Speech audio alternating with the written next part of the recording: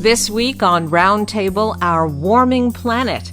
The UN sounds the alarm that time is running out to avoid serious consequences.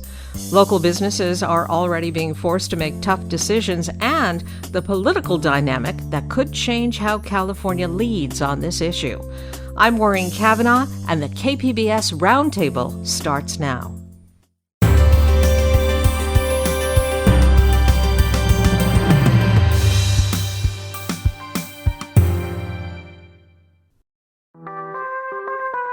¿Qué onda, friends? In this edition of Port of Entry, we are telling the story of Charles and Giancarlo, two compadres who recently put together a graphic novel titled The Fracture. Along with this podcast episode, we are premiering Port of Entry Shorts, small video capsules of the stories we put together, and we have two to share. Catch us wherever you get your podcasts. Nos vemos pronto!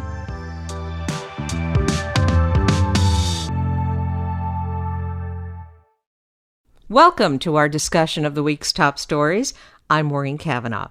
Joining me on this remote edition of the KPBS Roundtable are KPBS Environment Reporter Eric Anderson, KPBS North County Reporter Tanya Thorne, and Voice of San Diego Assistant Editor Andy Keats. If it were an audiobook, it might as well be a blaring siren warning us that we're almost out of time.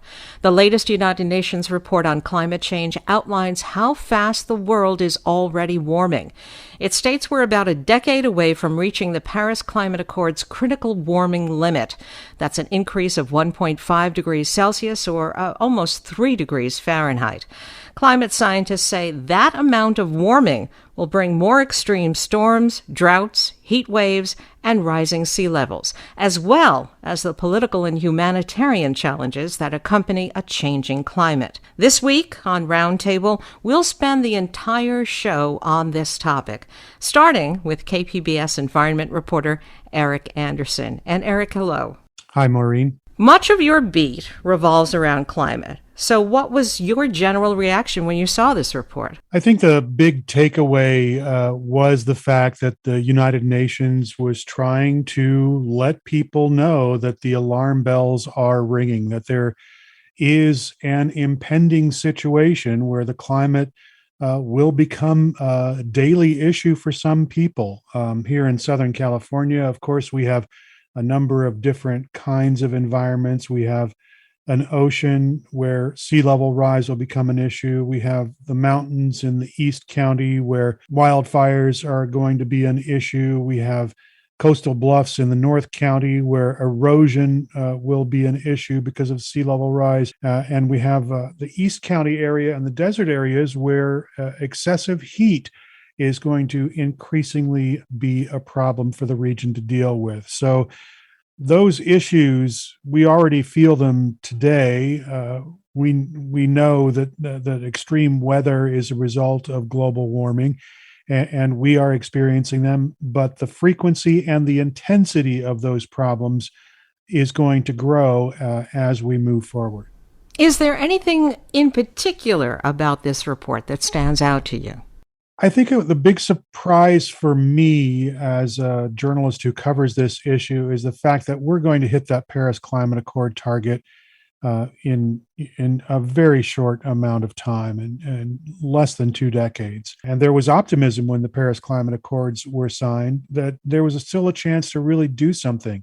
And now I think we're in a position where we really have to do something if we want to avoid some of those really dire consequences. Now, this week I talked with one of the co-authors of the UN report, Paul Edwards from Stanford University.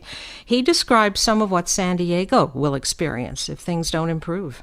The strange thing about a place like San Diego, and really the entire American Southwest, is that we may have both more rain and more drought at the same time, but they come in different ways. We have heavier rainfalls that happen more frequently, but they'll be limited to a shorter period of the year, and the soils will dry out more in the summer, leading to a greater risk of fire in the fire seasons that are getting longer and longer.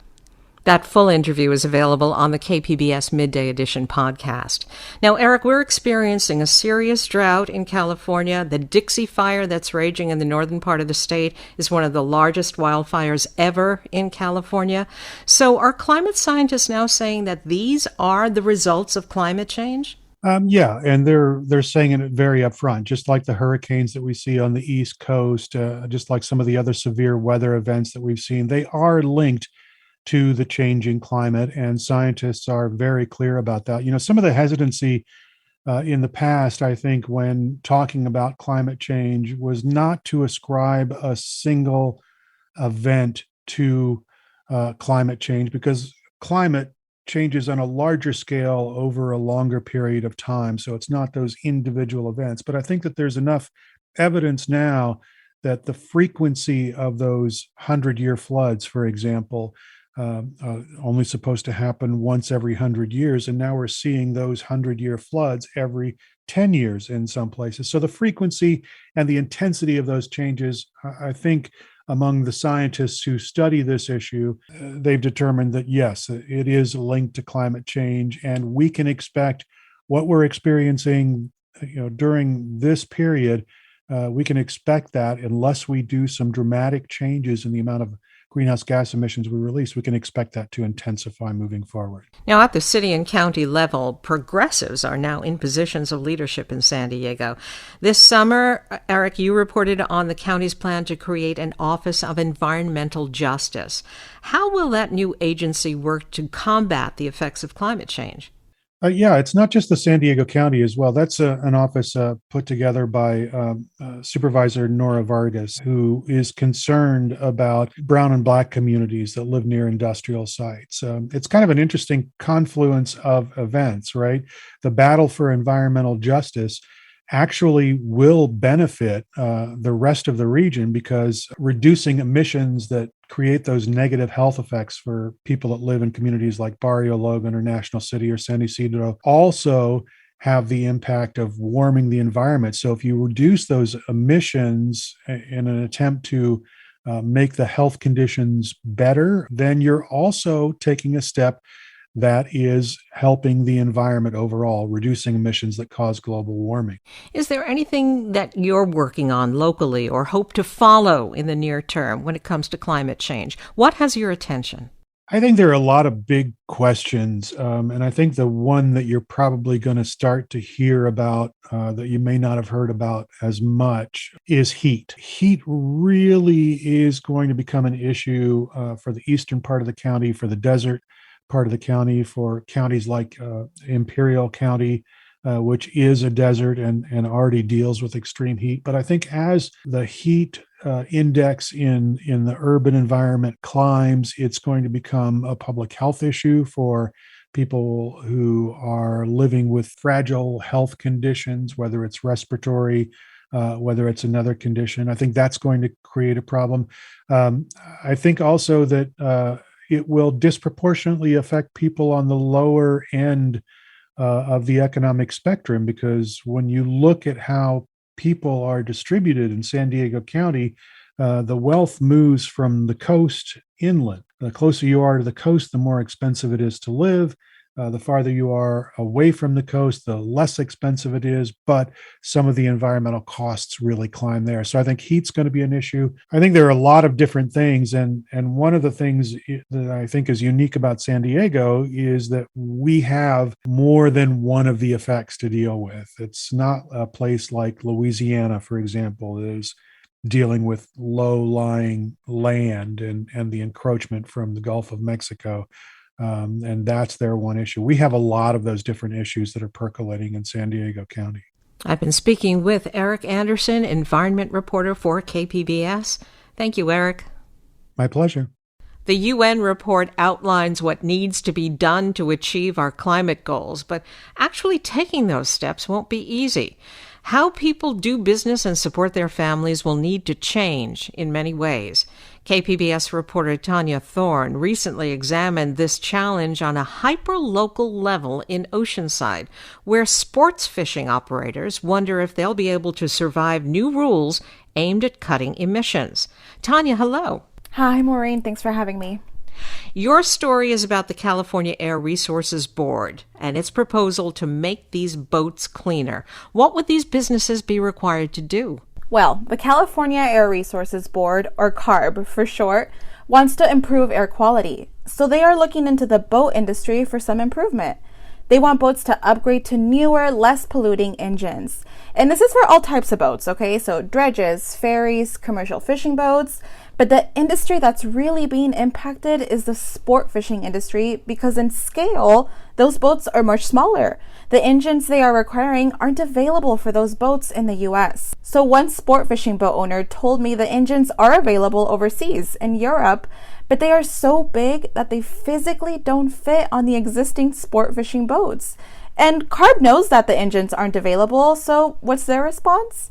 Well, those boats will need to be retired. Sport fishing boat owners will need to increase their prices in order to start accumulating capital to buy a new boat. And so that's really what those businesses are currently facing.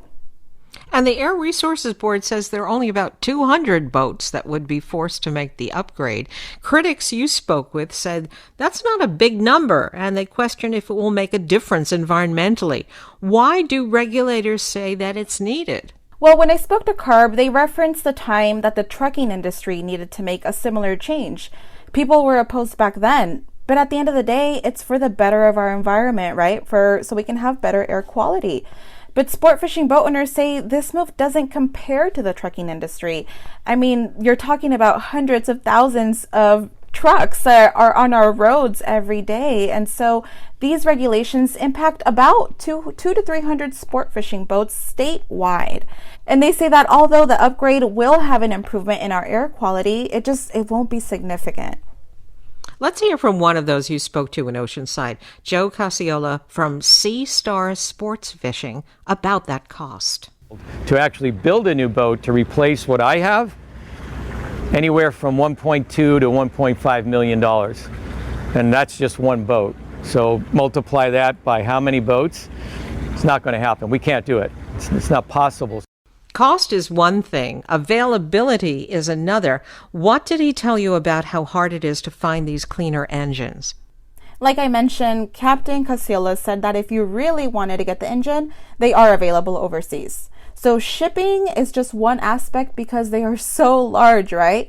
But you're also having to think about the weight. If all of a sudden there's a demand for these engines, there could be a wait list. So although they are available, there is no certain timeline on when boat owners could really get their hands on them. You interviewed Frank Ursetti from H&M Landing in San Diego for this story. He opposes the board's proposal. Why does he say thousands of jobs might be at stake? Frank Ursetti owns H&M Landing, and that's the largest landing here on the West Coast. So his company alone employs hundreds of people. And he says that if the regulations are passed, those people would be out of jobs automatically. What he's hearing from other boat owners is that if they know that their current boats aren't going to meet their requirements, they don't think they will invest in a new boat. So those jobs are gone. But he also referred to the supporting businesses like tackle shops and nearby hotels, restaurants, shops, all of the businesses that support sport fishing and the businesses that host the tourists to go on the excursions. So he said that it's all money that eventually goes back into our city.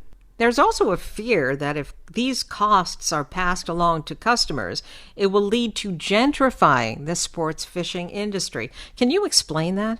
Yeah, so CARB's proposal is ultimately pushing boat owners to look into investing into a new boat that meets the new requirements. And after COVID, many of these businesses are barely recovering. So the regulations are forcing a price increase for the customers. If the owners will need to buy a new boat, right?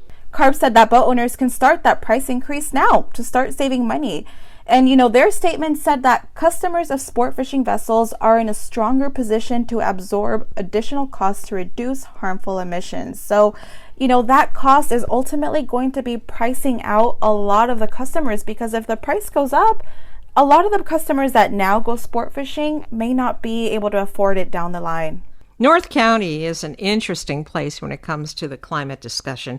Some communities have been slow in adapting to the state's housing density goals. There's also the issue of building in fire zones.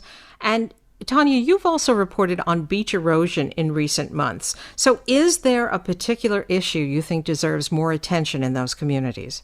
Oh man, they all need attention, right? But I think recently we've been hearing a lot about housing, and I mean, at least here in Oceanside, recently in North River Farms, there was this huge development proposal that didn't get passed in our recent elections, and there's the problem of fires and, emergency routes to get, to ultimately get away if there is a fire. And so housing has been a big topic because we're dealing with a homeless population and low incomes, and we need to build housing, but yet where does this housing go, and how do we think about the logistics of the environment, and if any fires ever arise? Also in downtown Oceanside, there's been the 2 new hotels that people are really enjoying, and I've been hearing recently that Oceanside's going to become a hotspot because people are coming and taking vacations in Oceanside. And so the most recent news was that the amphitheater,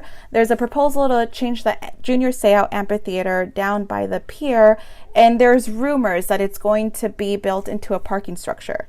So, the need for parking, the need for housing, we also have to think about the environment and how that's going to impact our communities and our neighborhoods and the people that live nearby. So, lots of changes happening, but also lots of things to think about when we're making those changes. So, we'll have to wait and see what happens with the sport fishing boats and with maybe a future parking structure in downtown Oceanside. I've been speaking with Tanya Thorne, North County reporter for KPBS News. Thank you, Tanya. Thank you. Now on The Finest. In San Diego and beyond, Our Lady of Guadalupe has morphed in meaning and form over the past 500 years. She can be a source of comfort. She can be a source of pain. Her power comes because she has all of these different facets to her. Listen now wherever you get your podcasts. Even after this week's red alert from the UN, California's climate agenda might be on the verge of taking a sharp right turn. Political will determines just how far the state will go to cut emissions and mitigate the effects of a changing climate. The results of the governor's recall election could move the state away from aggressive climate action. In fact, one candidate is backing off his YIMBY record in San Diego to appeal to conservatives. Andy Keats, the assistant editor at Voice of San Diego, wrote about Kevin Faulconer's campaign strategy this week. Andy, hello. Hi, Maureen. How are you? I'm doing well, thank you. As San Diego's last mayor, Kevin Faulconer was seen as a Republican who took climate change seriously. That included his flexibility on single-family zoning to increase housing density. Part of this was seen in his Complete Communities plan. And Andy, can you remind us what that involves?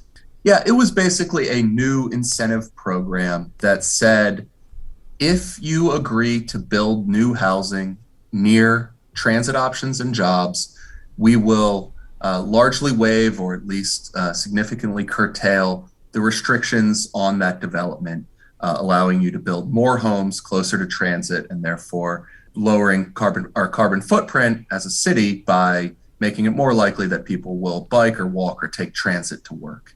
And so this was an incentive program, but it was primarily focused on the areas within a half a mile of public transit. So as he campaigns for governor now, what is Kevin Faulconer saying about any new laws that make it easier to build and about single-family zoning? So he said at a recall debate, the one and only recall debate that we're going to have, quote, "When we see some of these pieces of legislation that want to eliminate single-family zoning in California, that's wrong. I will veto that." And so he's referring there to a piece of legislation called SB 9, or he's most likely referring to a piece of legislation called SB 9, which it's not a sure thing that it'll pass, but if it does, what it would do is essentially give any homeowner who of a single family home the right to build 2 units on that property or to split their property into 2 separate properties, which would essentially allow what was an area that was once zoned for 1 single family home to be the home to 4 homes, either duplexes or something like that. And so he's sort of catering to the conservative opposition to that measure. And there has been some hue and cry from across the state, neighborhood groups who do not like that idea. And he's saying that he would veto that. And I do think that really does contradict a lot of what he did, especially in his second term as mayor of San Diego. So is this move towards appealing to conservative voters something that he's doing because he sees other candidates, other Republican recall candidates ahead of him in recent polling? Well, I think there's that, and I think there's also there's no viable Democrat running in the recall. The Democratic position is to vote no and to keep Governor Gavin Newsom in office, and then it's basically for everybody who votes yes, you're just choosing from a list of Republicans, and so catering to Democrats is maybe you could fashion a strategy around that. But he basically needs to compete for conservative voters against other conservative politicians. And, this is that, the conservatives are more likely to live in suburbs than they are in dense cities. They're more likely to live in exurbs and sprawl areas than they are in suburbs. If you look at any sort of recent voting map of California, that would bear out. And so those aren't people who are going to be especially excited to hear him say that, as the mayor of San Diego, I already de facto eliminated single family zoning, as his former planning director told me last year that they were proud to have done. Yeah, well, part of Faulkner's legacy in San Diego is to make it easier for homeowners to build these smaller units on their property, commonly known as granny flats. And here's how Faulkner sold that idea during his State of the City speech in 2019. These changes represent a complete rethinking about how we deal with housing. We must change from a city that shouts, "Not in my backyard," to one that proclaims, "Yes, in my backyard." From a city of NIMBYs to a city of YIMBYs. How was that received, Andy, by the community and homeowners? It was not especially beloved by community and homeowners. I think he does genuinely deserve credit or blame, depending on your disposition, that in his last few years as mayor, following that speech, he did make a lot of changes that made it easier to build housing, especially near transit. And, so when I wrote about the Complete Communities Plan, which ended up being the sort of embodiment of a lot of the promises he made that night in that State of the City speech, one of the things I mentioned was that it largely excluded single family homes. It said that these incentives applied only to properties that were already zoned to allow for apartments. And I said that, that essentially was a decision that cemented the sanctity or the supremacy of single family zoning, which has long been the case in San Diego and California. And, I received a sort of angry phone call from the mayor's planning director after that story when they said, "You're right that Complete Communities didn't address single family zoning, but that is because we think we've already done that through other measures." Maureen, you mentioned his measures to liberalize restrictions on accessory dwelling units, also called granny flats or called casitas sometimes. And, at this time, other cities around the country were beginning to outlaw single family zoning. Minneapolis and Seattle had done it. And Mike Hansen, the planning director for Mayor Faulkner at the time, and still the planning director for Todd Gloria at the time, said, quote, "To us, when other cities like Minneapolis and Seattle were doing press events around ending single family zoning, we felt like we had functionally already done so through ADU reform, to the extent that ADU reform allows multiple units on a property that had been zoned for one." Now, you could argue with that. There could be a reasonable people could disagree with whether the ADU reform that Faulkner pushed through actually did fundamentally get rid of single family zoning. But what's said here is that his administration argued that it did. And it's now Faulkner himself who's on the debate stage saying, "I would veto an attempt by the state legislature to do the thing that a year ago my administration was bragging I had already done." So we don't even really need to get into the debate about whether they had actually done it. They wanted credit for doing it a year ago and now are appealing to voters on the basis that they will definitely veto that same decision. What they said was that same decision. Now, if Newsom were to be recalled, polls show Larry Elder, John Cox, and former Mayor Faulkner as contenders. Is there someone in that mix who might be most open to taking action on climate change? Well, I mean, if you go by his record as mayor, it'd probably be Mayor Faulkner. But, based on what he said at the debate, he doesn't really want you to go on his record as mayor. But, he did, as mayor of San Diego, he enacted and championed a climate action plan that has maybe not lived up to the promise that he announced it with when he did announce it. But it had ambitious commitments to slashing greenhouse gas emissions and slashing vehicle miles traveled and transitioning to renewable energy. That is something that the city of San Diego did largely under his watch, was create a alternative power utility, a public power utility as an alternative to SDG&E to hasten the move to renewable energy. He does deserve credit for that if you're somebody who supports those policies. He also was the person most responsible for hiring Hassan Akrada at the San Diego Association of Governments and changing the direction of that agency from one that primarily looked to build freeways to one that's primarily looking to expand transit options. So between those two things and his record on encouraging dense housing development near transit, I think he has certainly a winning legislative record on climate change.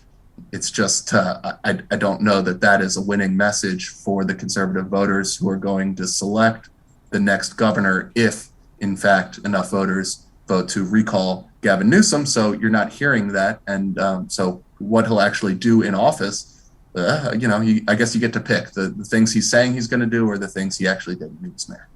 I've been speaking with Andy Keats. He's assistant editor at Voice of San Diego. Thank you, Andy. Thank you. That wraps up this week's edition of the KPBS Roundtable. I'd like to thank my guests, Eric Anderson and Tanya Thorne from KPBS News, and Voice of San Diego assistant editor Andy Keats. If you missed any part of our show, you can listen anytime on the KPBS Roundtable podcast. I'm Maureen Cavanaugh. Thank you for listening, and join us next week on the Roundtable. Now on The Finest, we examine an icon. Our Lady of Guadalupe has been a powerful symbol for 500 years, and artists have reimagined her as a source of resilience and pride. Listen now wherever you get your podcasts.